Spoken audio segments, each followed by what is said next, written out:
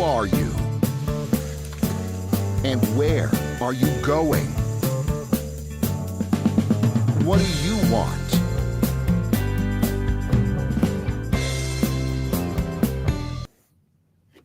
Hello and welcome to Business Lessons from the Military. I'm your host, Kevin Bemmel, and I'm here every Tuesday at 10 a.m. Pacific time to talk about military history, doctrine, and leadership, all from which we draw lessons that we can apply to our businesses and professional practices. So today's episode is titled Sharpening Your Skills. And what it really comes down to is quite a number of years ago, while I was still on active duty, I was stationed up in Lemoore Naval Air Station, which is in Central California. And I met a man, and I've been trying to remember his name because we haven't seen each other or talked for quite some time. But I was at, of all things, a Purim party. Purim is a Jewish holiday that's around March, April. And one of the practices of Purim is you dress up in costumes. So I dressed up as, I don't know, I think a pirate or something. Anyway, I had a sword that I had bought many years ago down on Venice Beach. And some other people at the party, there were other people at the party. One of them came up to me, a man, I think he's about, I want to say about 20, no, he's probably about 30 years older than me. And we start talking, and it turns out that in addition to have been trained as a pilot, although because of his age, he missed actual combat activity in World War II, after getting out of the service, he went to Hollywood, where he met Errol Flynn, the infamous Errol Flynn, and he did stunt work and in particular sword play. So he was an excellent fencer. And so he was looking at my sword and we were talking about it. Anyway, he and his girlfriend came to visit my family, I think about a week later, and he brought me this sword. And you can't see the full length of it, but it's quite beautiful, I think. And I've had it for quite a number of years. And several months ago, I decided, I really should learn at least the military drill that's associated with a sword, what's known as the manual at arms sword, or manual of arms sword. You'll hear it said different ways. And so for the last several months, I've been practicing it.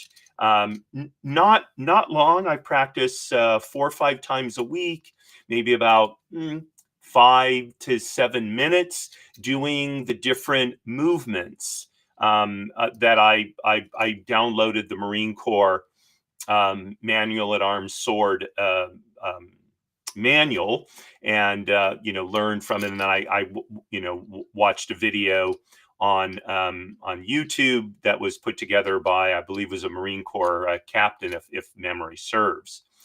And what I've noticed is the little time that I devote to practicing these, roughly 8 movements several times each day has helped me in a number of ways. And so before I go any farther, I'm going to play for you, put my sword down here. I'm going to play for you a short video. It's just about a little over a minute and a half. So you can see what the manual at arms sword actually looks like. Okay. In this short video that I found, it's actually done by a member of the Coast Guard. And why am I not seeing the video here? Oh, here it is. Okay. We'll go ahead and share. And let me open up the screen here for you. Okay.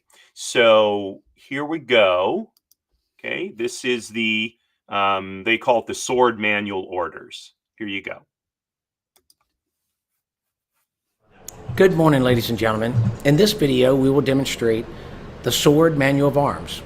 The demonstration is performed from two different angles and two different uniforms. Additional notes concerning the orders can be found in the quick reference guide.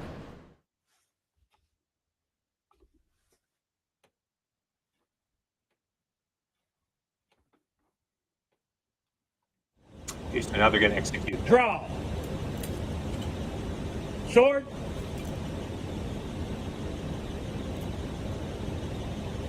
Present.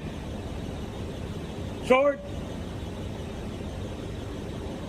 Order. Sword. Carry. Sword. Return.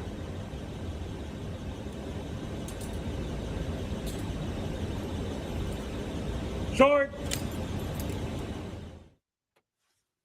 Okay, now they're going to do it again from the side, just so you get a little different view. Draw. Sword. Present. Sword.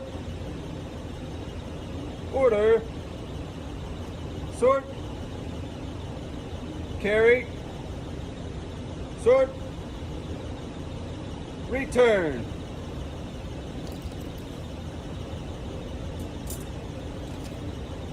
Sword.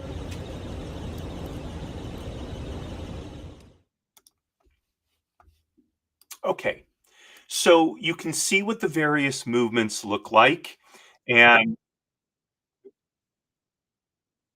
hold on. It started doing it over again. Um, so you saw the basic moves of the manual at arms sword, right? And now they did it. The Coast Guardsman who did it, he was doing it slowly, so you could see each move distinctly.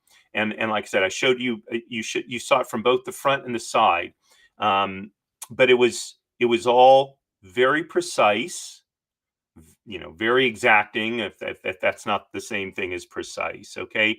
And the Coast Guardman, so it was a chief warrant officer who did the narration at the beginning. I think it was also a chief warrant officer who actually performed the various maneuvers.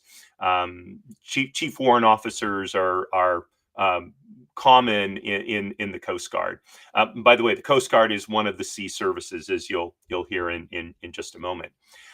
So you can see that there's an economy of movement. Okay, and again, it's very precise, and it's likely that the chief warrant officer who was actually doing the moves had practiced it dozens, more likely hundreds of times. And that's how he was able to be so exacting in what he did, right? So, why is this important for business? So, I was having a conversation. I have a regular Monday meeting with my friend Michael, and we got on the subject of what is the value of practicing vis-a-vis dealing with a crisis. And one of the things, having the conversation, one of the things I said to Michael was, given that any particular business, there might be 10 or 20 events or circumstances that could cause a crisis. So let's take the number 20. Okay. So if there's 20, the business can't count on only one of the 20 happening.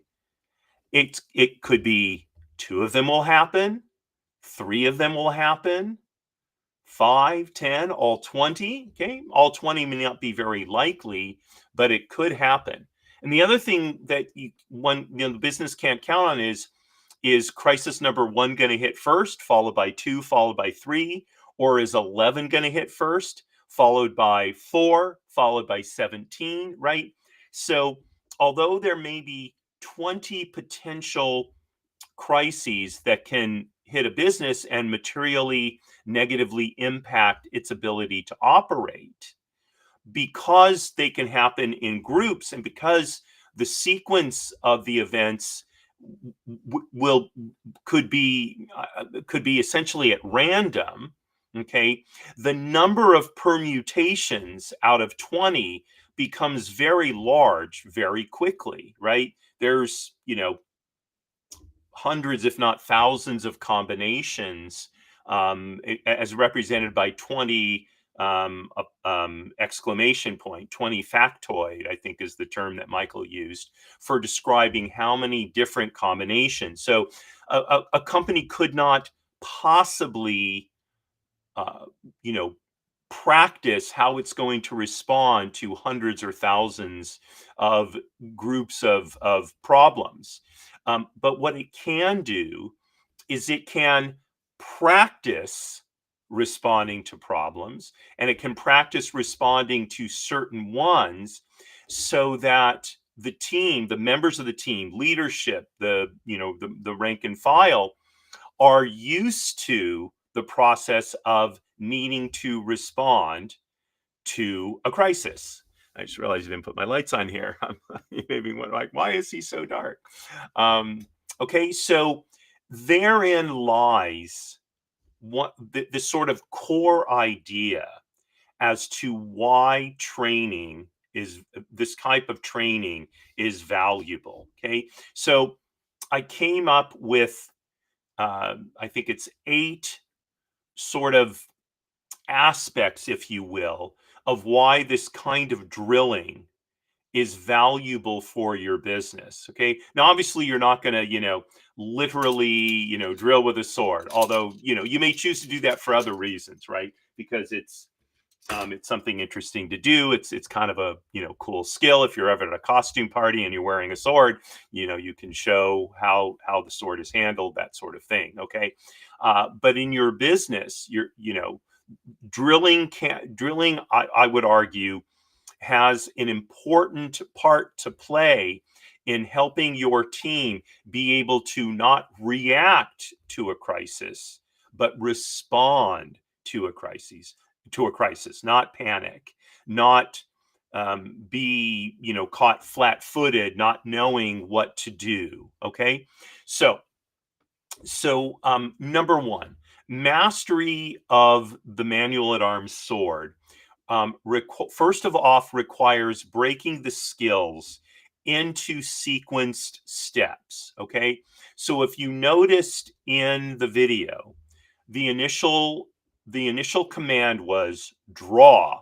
Now, when the command draw was issued, okay, the person doing it, he reached down, he grabbed his scabbard, and he tilted it at a 45-degree angle. He put his hand on the grip of the sword, and he drew it out about 10 inches. Okay, that's what you do on the command draw.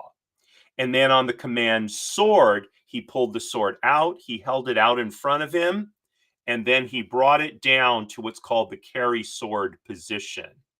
Okay, so in effect, there's essentially 3 movements to the draw sword command. There's draw, tilt the scabbard and pull out the sword 10 inches, sword, pull out the sword, and then kind of the second part of sword is to bring it down to the carry sword position. Okay, next there was the movement, or the order, I should say, present sword. Okay, so from the carry sword position, he brought the sword. I can take my sword out and show you this. I can't do the draw sword because I would put it through my computer. Okay, so he's at the carry sword position. Okay, with the blade is facing out. Okay, and then he says present. Okay, and he brings it up in front of his face. The sword is tilted actually roughly 30 degrees, and then he calls sword. I'm gonna have to. I can't swing it down because it'll hit something. But he swings it down so that the sword is essentially pointed at the ground. Okay, the tip is pointed at the ground. So again, there's 2 parts to that present sword, or 2 movements to that present sword command.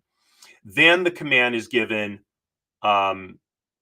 order sword. Okay, order sword is merely turning the sword so that it's actually an extension of the arm pointing down as opposed to kind of pointing at the side. So in this case, there's really only one movement: order, and then sword, you turn the sword. Okay. But you can see it's broken down into little pieces. And then the next command is carry sword. So it's, carry, and then, sword, you bring it back up to this position. Okay. And then finally, return sword. So there's, so the carry sword, there's actually two parts to it as well, because you go from order sword back to the carry sword position of the blade. So there's carry and then sword. Okay. You bring it back to, it being against your shoulder. And then return sword. So you do return. It's kind of the opposite of draw sword. If you noticed, the chief warrant officer, he grabbed the scabbard again. He tilted it at 45 degrees. He inserted the sword into the scabbard until about 10 inches of the blade was left out. And then sword, he put it in the rest of the way. He let go of the scabbard and he resumed the at attention stance. Okay. So you can see that there's 1, 2, or 3 movements within each command. And in order to learn the sequence well, so each move is practiced individually. Okay. So he probably did draw sword, 100 times. Then he did present sword 100 times, and so on and so on, before he then put it together into the overall sequence. Okay, so each is practiced in isolation, and then they're linked together into a fluid sequence. This gives you the basic philosophy necessary for practicing any type of action that has multiple steps. Okay, so whether it's the informing of the team that a crisis is present, and that requires sending emails or sending text messages or both, or whatever that is, right? Those distinct parts of each of the overall sequence need to be identified in practice, right? So in business, so if you think about, for example, an auto assembly line in manufacturing, right? So a new worker learns one station, right? Maybe installing a door or installing part of a door, okay, before moving on to the next step, right? So it's not a matter of learning how to build a car. It's a matter of learning each step in the overall process that eventually is the sequence of building a car, right? You don't learn them all together. Okay, let's take a break. America is a maritime nation. Our freedom and security depend on strong sea services. The Beverly Hills Council of the Navy League stands with our Navy, Marine Corps, Coast Guard, and Merchant Marine through community support, education, and advocacy. For over 120 years, Americans of all walks of life have heeded our call. No prior military service is required to join our mission. The Beverly Hills Council of the Navy League of the United States. Help us support those who serve at sea. Visit NavyLeague.org. Okay, so this is Business Lessons from the Military, and I'm your host, Kevin Bemmel. And if you noticed in that ad for the Beverly Hills Navy League, when it talked about the sea services, it mentioned the Coast Guard as being one of those. So that's why I said in a moment you'll hear about that. Okay, so we're talking about how the drilling that leads to proficiency in the manual at arms sword can be adopted/adapted to training and drilling procedures for your business, especially if for responding to a crisis where there may not be a lot of time to be thinking things through. Response needs to be rapid in order to reduce how badly the crisis damages the business or delays the business's ability to operate. So we talked about breaking down whatever sequences are going to be enacted in a crisis response situation into individual parts, learning each step in isolation and then putting it together into an overall fluid sequence. Okay, so that's number one. Number two, precision should come before speed. Okay, so operating quickly but making mistakes especially in a crisis tends to only make the crisis worse. Okay, so better to practice getting each step correct and work on that, and from that will come speed. So there's an expression, slow is steady and steady is fast, right? If you're making steady, correct progress, in the end, you'll do more good than if you hurry along, make mistakes, and now have to backtrack. Okay. So, one of the aspects of drilling in the military is that the drilling typically does not begin at speed. Okay. It begins more slowly. So, I recall, for example, when I was going through what was at the time called Officer Indoctrination School, OIS, and we had to learn to march. Yes, we were officers. Everybody learns to march in the military. Okay, enlisted officer, warrant officer, makes no difference. Okay, so we had to learn to execute commands like right face, attention, all these, parade, rest, all these different things, right? So we did not start out learning and executing these various motions at full speed. We learned to do them, and then through the drilling and the repetition, okay, we were able to bring them up to speed. So then that's the same that's true with the sword drilling. When I first started practicing the manual at arms with my sword, I had to go slowly so I could be precise in getting the various movements down. Okay. And what I noticed is if I focused on being precise and doing it right each time, the speed came along naturally. So now I can what was a drill that originally took me 10 to 15 minutes to go through my pattern of 10 groups of 10 sequences. Basically, I can do that now in about 5 to 6 minutes, but I'm equally, if not more precise now, because I've taken the time to drill in the precision. Okay, so if you think about, for example, in a restaurant, you've got a chef in training, right? So the food needs to be properly plated, the seasoning needs to be just right. Okay, so the goal should be flawless execution first rather than speed, because if a dish is seasoned incorrectly, it doesn't matter how fast you've done it, you're going to have to do it over again because the customer, it's not going to taste right to the customer.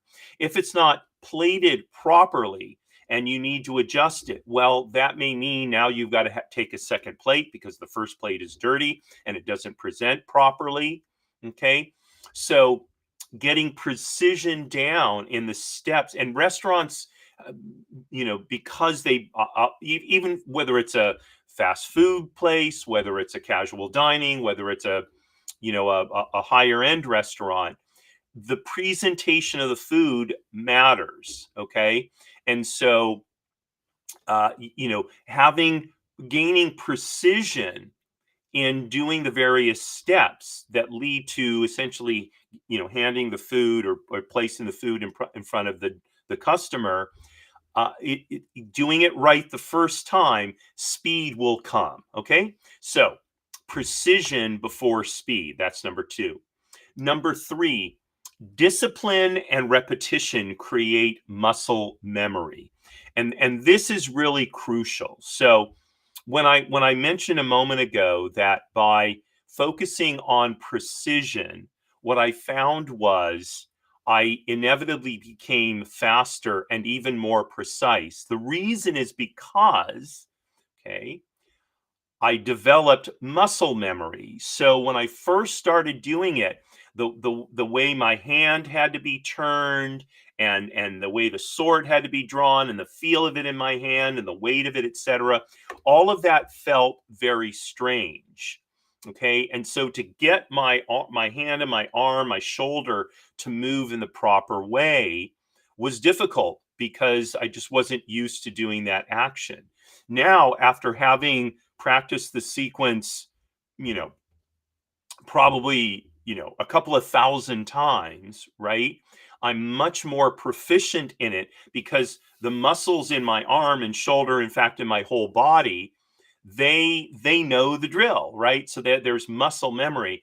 And there are times when, as I'm working through the sequence, and I do it, I do half the time I do it quietly calling the commands to myself, and then the other half I do it without calling the commands. So there are times when I feel like, almost like an automaton, doing it, and it feels very comfortable, right? That is the level to which we want our team to get, especially when we're drilling on how to respond to a crisis. Okay, we want them smoothly going into whatever the sequence of steps are for dealing with that crisis. Okay, so and by the way, this doesn't apply only to a crisis situation. So let's say that you have some kind of customer support for a product you have or a service that you offer, right? And you maybe a call-in center or something like that. Maybe it's tech support, right? So what you want is your customer service reps or your technical support reps to be able to run through a troubleshooting script, basically, so they can quickly and efficiently figure out what is preventing, or what is not working for the customer, and how it can be fixed, right? And so the more they do it, the more your people work with the script, the better they're going to be with it, the more fluid they're going to be with it, and they're going to have, in this case, it would be perhaps mental muscle memory as opposed to physical muscle memory, that sort of thing. Okay, but they're equally valuable. And I would add, by the way, that in drilling the manual at arm's sword, the mental muscle memory is as important as the physical muscle memory. Okay, and there, because I'm realizing this now because there's a couple of movements that I execute.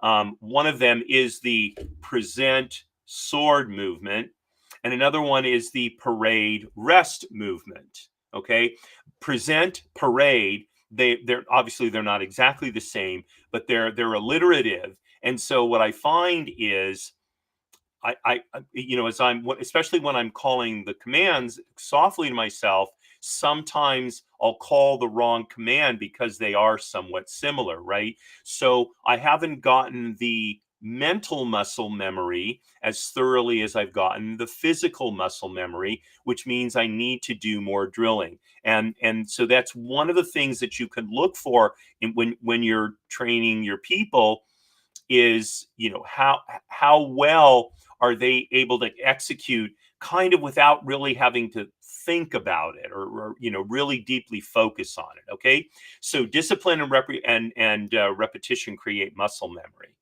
Okay, next, shared standards create cohesion.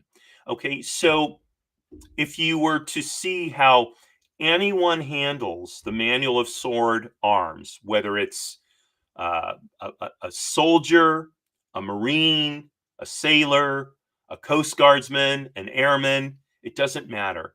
it's all executed the same way because it's the same manual at arms. Okay. And it's especially within the services themselves. So there may be minor, I should say, there may be minor differences between the different service branches, but within the Marine Corps, it's all done the same way. Every single Marine who has ever drilled with a sword has done it the same way. Not just recently, but for, you know, decades upon decades upon decades. The U.S. Marine Corps is over 200 years old. The manual at arms sword has probably been done the same way for the entire 200 years. Okay, so there's a certain esprit de corps. There's a certain unit cohesion that comes from learning to do something the same way. Not only everybody else currently does it, but the way generations before have done it. Okay, and so again, in a crisis, right? The sense that we're all working in a team with this same sequence to deal with the crisis, that creates cohesion among the various team members, and it increases the chance that they will execute more effectively, as opposed to a situation where each kind of has his own thing to do, or each person is deciding what he's going to do, and everybody's kind of going off in their own direction. There's no cohesion there. And so it's almost by definition going to be less effective.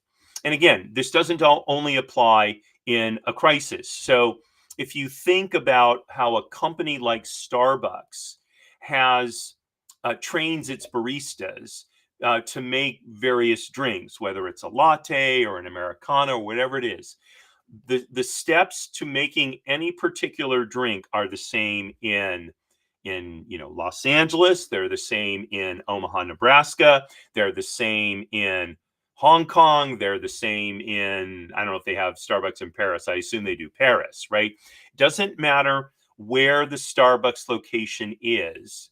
The sequence of events is the same. And so a barista could go from one store to another. There's no need for retraining. They can become an integral member of the team right away because of this cohesiveness that comes from this type of training. Okay, so shared standards create cohesion. Number 5. So feedback loops are non-negotiable when you're doing this type of training. Now, I just showed you the execution of the movements. I didn't show you any of the training. But if I showed you a training video, what you would see is when somebody executing a move, if he did it incorrectly, the drill instructor would right away correct the movement. Okay, and that's critically important, because if an incorrect movement is allowed to be repeated several times, now the person practicing or drilling is forced to not just learn how to do it right, but learn how to stop doing the wrong thing before he learns to do it right. Okay, so the feedback should be essentially immediate. And the idea is for the person learning the manual at arms sword to just immediately fix whatever it is that they're doing wrong. Okay. And in doing so, small errors don't calcify and become bad habits. They get corrected immediately. And so precision can be achieved much more quickly. Right.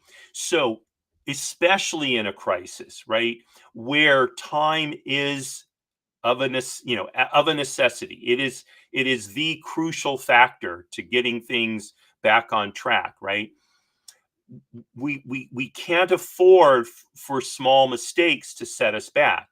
And so while we're drilling, we want to bring to the attention immediately of our team members what even small things they're doing that are detracting from properly responding to the crisis. Now, you've probably all seen movies of drill instructors, dealing with recruits, all that, and they're screaming at them and all that. But by the way, that actually doesn't really happen in the military anymore. It's just not an effective way to train people these days. There's no reason to be screaming at your people and some sort of perverse imitation of military drill. The idea is to have everybody execute one part of a move, right? Like I talked about, the draw, sword, and then down to the carry position, right? So you'll have people draw, right? Some people are only going to pull it out maybe 2 inches. That's not far enough because it's supposed to be about 10. So draw, okay? And then people are going to do that, and quickly the drill instructor is going to look, and he's going to say, Bemmel, you need to pull your sword out 10 inches, not 2. Yes, yes, Sergeant, or yes, chief. Or Bemmel, you've got your sword most of the way out. It should only come out 10 inches.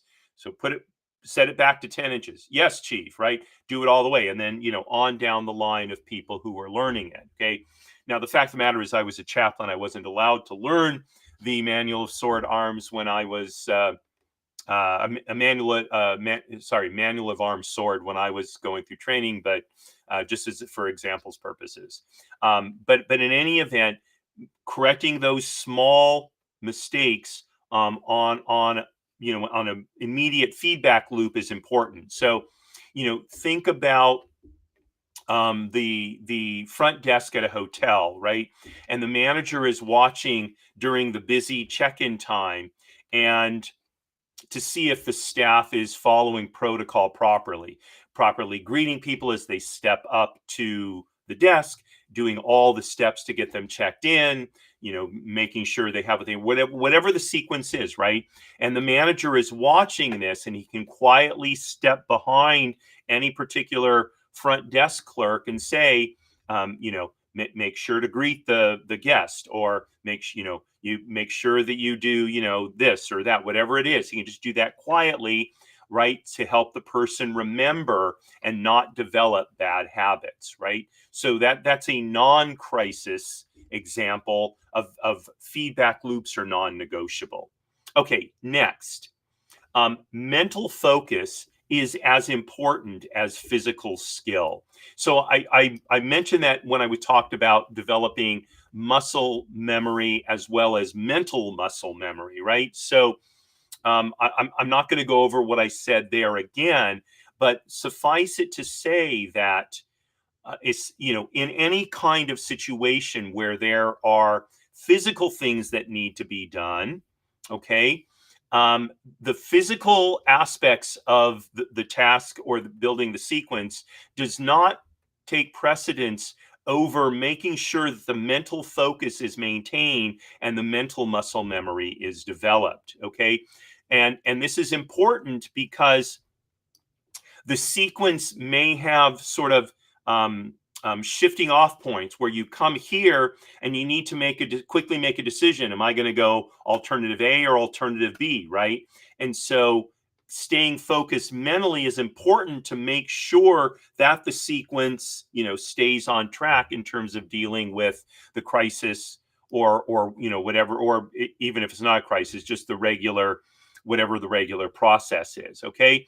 So if you think about flying an airplane, right? So the flight crew oftentimes has the plane on autopilot, okay? But still, they need to monitor the instruments. They need to monitor the weather report. They may need to monitor radio calls, okay? So that if there is a change, they can respond to it immediately. That's what makes flying an airplane, whether it's a single engine private plane or whether it's a large multi-engine commercial jet, the sort of constant vigilance is very important. Okay, and so this needs to be addressed as part of your drilling process, and you need to throw in some curveballs to see, are people staying mentally focused as well as following through on the muscle memory developed for the physical skills. Okay, both of those are important. Okay, and then finally, so drill prepares prepares someone for stress. Okay, so when a military unit is on parade, okay, and let's say even in the Navy, a battalion will go on parade. I know when we did our graduation, we we did it in the gymnasium because it was just bitterly cold in Newport, Rhode Island. In Our graduation was in October, I believe it was already bitterly cold. And I think it had even snowed. It was snowed early that year. Too cold to do outside. So we paraded in the gymnasium as what's called a battalion in the Navy, different than in what a battalion is in the Army and Marine Corps.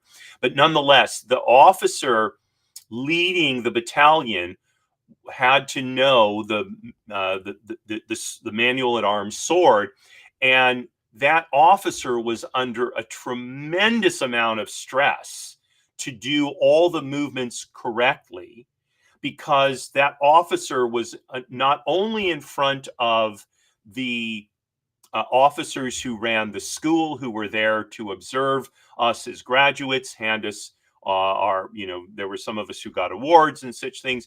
Our family members were there. For many of us, our family members were there to watch us graduate. Other members of other classes, I think, were there as well to watch us graduate. Okay, so it was a daunting situation for the class member who was the battalion commander at the graduation. And so drilling prepared him for stress. Now, I think in our case, the person who ended up doing it was a former Marine who had become a Navy chaplain. And so he knew the manual at arms sword well. And so he dealt fine under the stress of a parade, probably because he'd done it when he was in the Marine Corps. Nonetheless, we want our people to have, what we might call sort of, grace under fire, right? We want them to be able to perform well in a stressful situation. And so that is what drilling helps us do. Okay, whether it's the manual at arms sword, or whether, let's say, you've got a team that's making a presentation to investors. You don't want the first time the presentation is done to be in front of the investors. That would be deadly. The situation is stressful. There's a lot riding on it in terms of raising capital, right? So the team needs to practice that presentation many times, and they need to do it in front of other people who can maybe throw them questions that might be curveballs, so they get used to the dynamic of giving the presentation, and they can perform well under stress. So these are the lessons that I drew from my own learning of the manual at arms sword. The drilling process. It seems boring. It can be boring, but in reality, drill is a very important way for preparing ourselves and the members of our team to perform well, especially when the stakes are high, when there's a crisis, when there's multiple crises sort of coming one on top of the other, when the stakes are high, like that presentation to investors. Okay, drilling is what will most likely get us through and be effective. So that's what I've got for you today on business lessons from the military. I hope you found this useful. I'd love to hear your comments, thoughts, criticisms. Links to social media will be in the show notes, so feel free to drop me a comment. If you like this show and you know someone who you think might like it as well, I would deeply appreciate it if you would send them a link to the show, whether it's on YouTube or whether Spotify or Apple Podcasts, wherever you watch the show. I'd sure appreciate that. Would love to expand my ability to help more people. Okay, and then tomorrow, so wrapping up now, tomorrow at 10 a.m. Pacific time is my show, People Making Money. And then on Thursday at 5 p.m. Pacific time is my show, Jiggers' Place. We'll have a cocktail and a schmooze, as I call it, talk about non-finance and business related topics as we head into the end of the week. So I thank you very much for joining me today, especially my live viewers. Thanks so much for joining me live. Wishing you a wonderful rest of the day, and signing off as I always do. Marie, darling, you are my belle. Courage,